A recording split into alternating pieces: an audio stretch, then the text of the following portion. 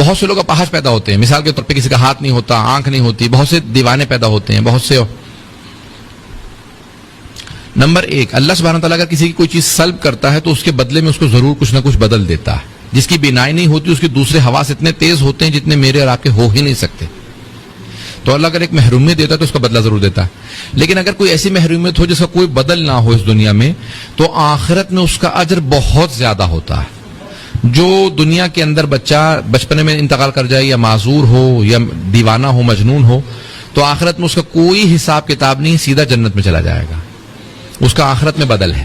کچھ لوگ ایسے ہوتے ہیں جو دنیا میں آ کے اپاہج ہو جاتے ہیں, یا دنیا ہی میں اپاہج آتے ہیں, ٹانگ نہیں ہے, پاؤں نہیں ہے, ہاتھ نہیں ہے.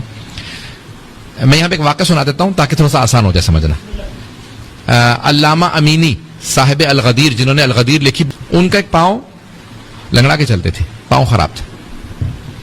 وہ خود کہتے ہیں کہ میں حرم امیر المومنین میں نجف میں رہتے تھے, بچپنے میں نجف چلے گئے تھے, پوری زندگی نجف رہے تھے, الغدیر لکھ رہے تھے, مجتہد بنے تھے, پوری زندگی گلا دی تھی حرم میں خدمت کرتے ہوئے, نماز وہیں پڑھاتے تھے, پڑھاتے تھے, الغدیر لکھ رہے تھے.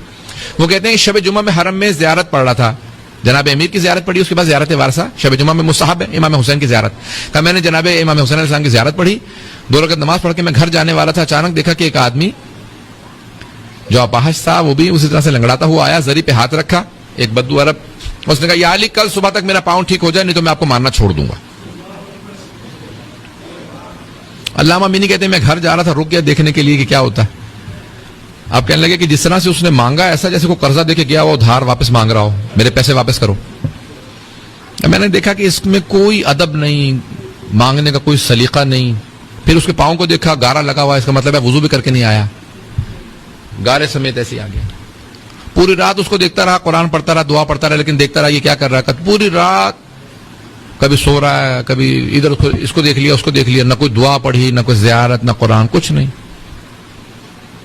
پوری رات اس کو دیکھتا رہا. پھر اس نے جیسی اذان ہوئی فجر کی, اس نے نماز وغیرہ کی کوئی تیاری نہیں کی, فوراً چل کے دیکھا میرا پاؤں ٹھیک ہوا یا نہیں ٹھیک ہوا. کہ دیکھا تو اس کا پاؤں ٹھیک ہو گیا, اور کوئی خوش بھی نہیں ہوا. زری پہ ہاتھ رکھا, یا علی شکریہ میرا پاؤں ٹھیک ہو گیا, میں جا رہا ہوں, خدا حافظ. اس کا تو پاؤں ٹھیک ہو گیا, میرا دل ٹوٹ گیا. 35 سال سے نجف میں خدمت کر رہا ہوں, آج تک میرا پاؤں ٹھیک نہیں ہوا. علامہ امینی کہتے ہیں 35 سال سے, اور الغدیر لکھ رہا ہوں پچھلے 20 سال سے. لیکن کہیں گے میری میں اتنی جرت نہیں تھی کہ میں مولا سے شکوہ کر سکتا.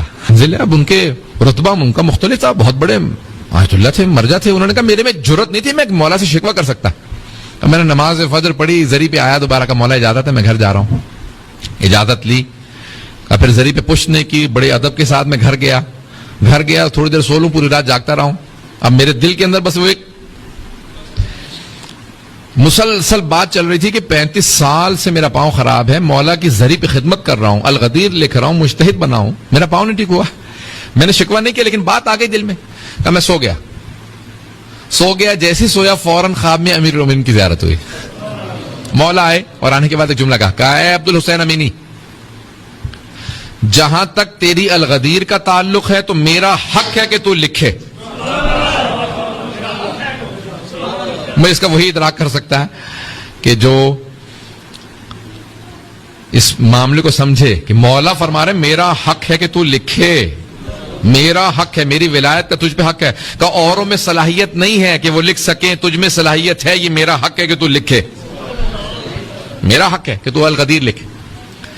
نمبر 2, جہاں تک تیرے اشتہاد کا تعلق ہے آخرت میں بہت بدل ہے, اور الغدیر کے بھی بدلے میں تجھے میں آخرت میں جو کچھ ملے گا دنیا میں تو سمجھ ہی نہیں سکتا. لیکن جہاں تک تیرے پاؤں کا تعلق ہے تو جانتا ہی نہیں ہے کہ اس بیماری کا آخرت میں بدل کیا ہے. اگر میں تیرا پاؤں ٹھیک کر دوں, اور میں طاقت رکھتا ہوں, ولایت رکھتا ہوں, میں ولایت رکھتا ہوں تیرا پاؤں ٹھیک کر دوں, لیکن نہیں ٹھیک کر رہا کیونکہ تو جانتا نہیں ہے آخرت میں بدل کیا. اور سن, اگر تم مجھ سے یہ بھی کہہ دینا یا علی میں ماننا چھوڑ دوں گا, میرا پاؤں ٹھیک کر دیں, تب بھی تیرا پاؤں ٹھیک نہیں کروں گا. کہا کہ وہ جو کہہ رہا تھا نا کہ یا علی میں ماننا چھوڑ دوں گا, وہ واقعا ماننا چھوڑ دیتا. اس کا بس اتنا ہی ایمان تھا, پاؤں ٹھیک ہوگا تو مانوں گا, نہیں تو نہیں مانوں گا. کہ تو اگر مجھے کہہ بھی دے کہ میں یا علی آپ کو ماننا چھوڑ دوں گا, میں تیرا تب بھی پاؤں ٹھیک نہیں کروں گا, کیونکہ جانتا ہوں تو جائے گا کہاں. یہاں ناراض ہو کے باہر نکلے گا, وہاں پھر واپس آ کے مجھ سے معافی مانگے گا, یا علی جسارت ہو گئی مجھے معاف کر دے.